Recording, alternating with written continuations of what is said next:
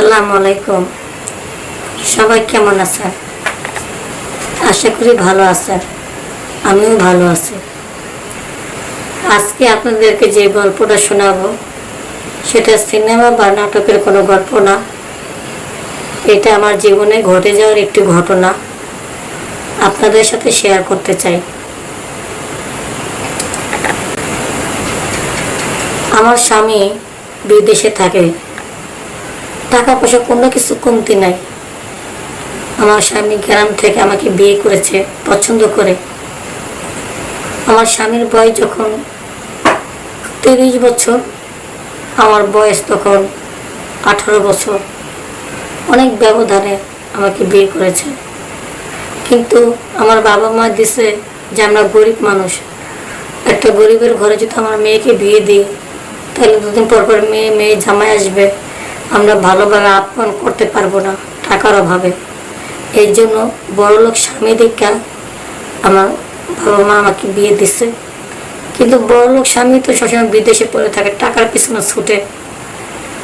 বউ বানায় আমাকে সুকেশের মতো সাজা রাখছে ঘরের মধ্যে, কিন্তু আমার শারীরিক সুখ শান্তি সেটা দেওয়া তার সময় হয় না।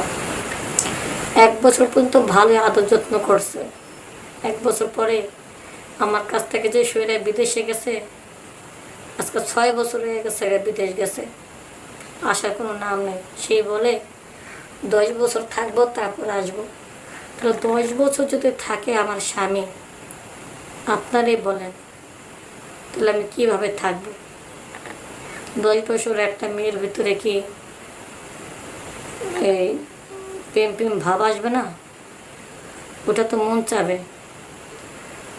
পরে অনেক কিছু কষ্ট হয়, তারপরেও কষ্ট নিবাইতে হয়। অনেক সময় মনে মনে ভাবি নাই মারছে কানামার করার ব্যবস্থা করতে হইব, নাই মারছে কানামা ভালো, একটা কথা আছে না?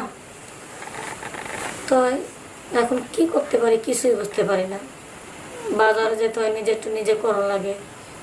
তা আমি তো তেমন বাজারে যাই না, একা মানুষ থাকি। যখন কোনো তরকারি আলা, কোনো শাক আলা, কোনো মাছ আলা আমার বাড়ির সামনে দেওয়া যায়, অমনি ঝটপট করে যে কোনো আর কি মাছ টাছ কিনা রেখে দিই। ওরা আমার বাড়ির সামনে দিয়ে একটা তরকারি আলা যাইতেছে, তরকারি লাগবো তো আমি বললাম কি তরকারি, যাই হোক আপনি একটু উপরে নিয়ে আসেন, আমার আবার নিচে যাইতে মন চায় না। দোতলা আমি থাকি, বাস ওই দোতলা ওই টুকরি করে তরকারি নিয়ে আমার ফ্ল্যাটের ভিতরে ঢুকেছি। এখন তরকারি দেখতেছি কি এত বড় একটা লাউ, এই মোটা মোটা মূলা, তারপরে মোটা মোটা বেগুন, শসা, গাজর, টমেটো, অনেক কিছুই আছে। তো ম্যাডাম কী লাগবো? এখন এই মূলা বেগুন এটি দেখা আমার মনের মধ্যে কেমন জানি লাগতেছে।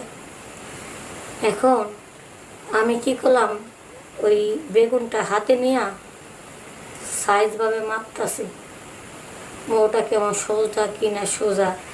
তখন তরকারিওয়ালারে বললাম, ভাই আমার একেবারে মোটা দেখে সোজা একটা বেগুন এনে দিতে পারবেন, আমার খুব দরকার। তখন কেন না, এতগুলা বেগুন এটি পছন্দ হয় না। আমি বললাম না ভাই, এই ভাঙা চূড়া এগুলি বেগুন আমি নিব না, বেকার তারা বেগুন হইব না, রান্না করে খাইবেন, বেকার তারা আর কি হইব, বেকার টাকা সোজা করে লাগবেন। তখন আমি বললাম দরকার আছে, কিন্তু আমার সোজা বেগুনি লাগবো।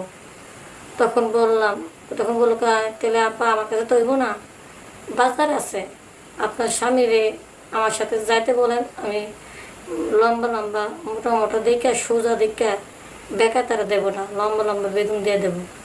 তখন আমি বললাম স্বামী যদি পাশে থাকতো তাহলে কি আর বেগুন লাগতো, একটা লম্বা বেগুন নিয়ে আসে। তখন আমি 1000 টাকা নোট বাইর করে দিলাম তারে, যেন আপনি আমাকে লম্বা বেগুন এনে দেবেন, পুরোটাই আপনার, যদি আরও দেওয়া লাগে তারপরে দেব। এখন চিন্তা করলো তরকারিওয়ালা সামান্য একটু বেগুনের জন্য আমার 1000 টাকা দিল, আরও দেব কইছে, কিন্তু সোজা বেগুন লাগবো। আবার বলল যে যদি স্বামী থাকতো তাহলে কি লম্বা লম্বা বেগুন নিয়ে আসতাম। তরকারিওয়ালা মনের মধ্যে যেমন একটা খটকা লেগে গেছে গা। এখন তরকারিওয়ালা চিন্তা করতেছে যে থাক গা, টাকা দিব, কাম করে দেবো, সমস্যা কি। পরে সোজা দেখে একটা লম্বা মোটা দেখে বেগুন নিয়েছে। ও ম্যাডাম দেখান তো এই বেগুন রইবনে। অহ কয় হ, এটাই ঠিক আছে, তবে সরষের তেল লাগবো। তখন আমি মনে করছিলাম কি তবে মানে ভর্তা টর্তা করে খাইব। তখন সরষের তেল আনছে, বেগুনটারে ভালো কইরা আমার সামনে তেল দিয়ে মালিশ করতেছে। সে যেভাবে হাত দিয়া যেভাবে ঘুরা ঘুরে বেগুনটারে তেল মালিশ করতেছে, বেগুনটারে এমনভাবে আদর্শ করতেছে, আমার মনের মধ্যে কেমন যেন সন্দেহ লাগলো। এখন আমি বলতেছি, ম্যাডাম বাকি টাকাটা দিয়ে দেন, আমি জায়গা রাখেন, আমার যদি আরও বেগুন প্রয়োজন হয় আমি আরও বেগুন রাখবো, এই জন্য আপনি একটু বসেন, আমি একটু 10 মিনিট পরে আসতেছি, বাস। In this course, you'll get AI skills employers are looking for. Let's get started. Enroll today. টয়লেটের ভিতরে গেটটা একটু ফাটা ফাটা ছিল, ফুসকি পায়রা এই তরকারি আলা বেগুন দিয়ে কী কাজ করি সেটা দেখতেছে।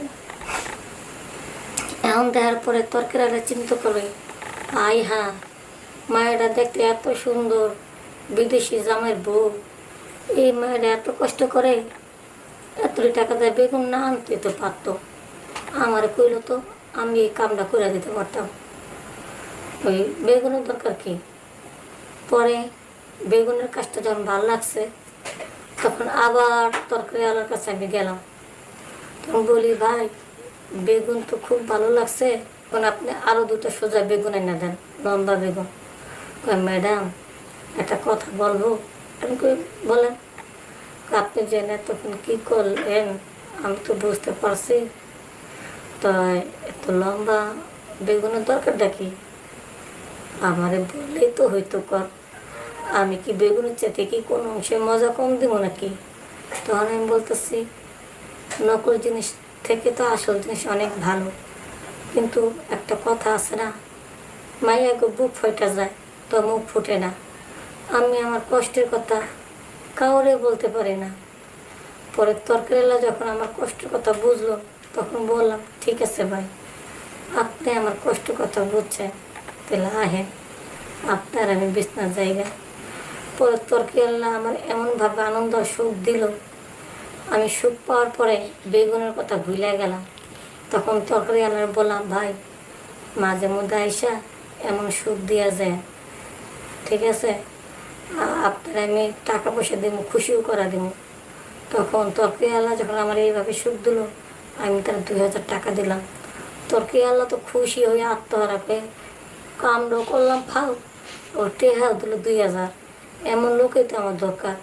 তখন আমি ওনাকে বললাম, ভাই দিন ভরে যে তরকারি বেছেন, আপনার তরকারি বেচার দরকার নেই কে, আপনি দিন ভরে আমার কাছে থাকেন, আপনার মনে করবেন একটা বেতন হিসাবে আমি আপনার দিব, সমস্যা রাখি।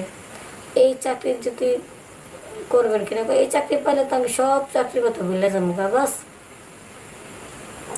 তখন থেকে ওই তরকারিওয়ালা আমার সাথেই মানে করলো বাজারঘাট আনার জন্য, বাড়িঘর পরিষ্কার করার জন্য, এটা আর কি মানুষের চোখে দেখানোর জন্য। বাজারঘাট অনেক বাড়িঘরের কাজকাম করে, কিন্তু রায় তুলে তো আমার সুখ দেয়, শান্তি দেয়। এই জন্য আর কি বান্দা হিসেবে আমি তরকারিওয়ালারে রাখছি, কিন্তু আমার স্বামীরে বুঝতে দিই না। স্বামী যেমনই হোক এই ধরনের কাজ তোর কোনো স্ত্রীকে করতে দেবে না। গোপনে গোপনে তরকারিওয়ালা দিয়ে কামটা সারতাম, আর স্বামীকে বলতাম, ভবিষ্যতের চিন্তা আছে না, কদিন পর তোমাদের বাচ্চা কাচ্চা যখন আমাদের নিতে হবে তখন তো খরচ বাড়বে, তুমি 10 বছর কেন 20 বছর থেকে আসো, বাস। পারমানেন্ট একটা বন্ধু বানিয়ে নিলাম, আর স্বামী বিদেশি টাকা দিয়ে আমি নষ্ট করতে লাগলাম। কিন্তু বন্ধুরা, তোমাদের একটা কথা বলতেছি, প্রবাসী জীবন অনেক কষ্টকর। সে তোমার সুখের জন্য, সংসারের সুখের জন্য নিজের সুখটুকু ত্যাগ স্বীকার করে প্রবাসে পড়ে রয়েছে, আর সেই প্রবাসীর টাকা দেয়া তোমরা নষ্ট করতেছো অন্য পুরুষের পিছনে বা অন্য কোনো খারাপ কাজে। এই ধরনের কাজ করাটা একদম ঠিক না। তোমরা কেউ প্রবাসীকে ঠকাবা না। যদি তো প্রবাসী জীবন নিয়ে টাকা নিয়ে প্রবাসীকে ঠকাও, তাহলে তোমাদের আল্লাহ ঠকাবে। আমি যে ভুলটা করেছি এরকম ভুল তোমরা করো না। সবাই ভালো থাকবা। আসসালামু আলাইকুম।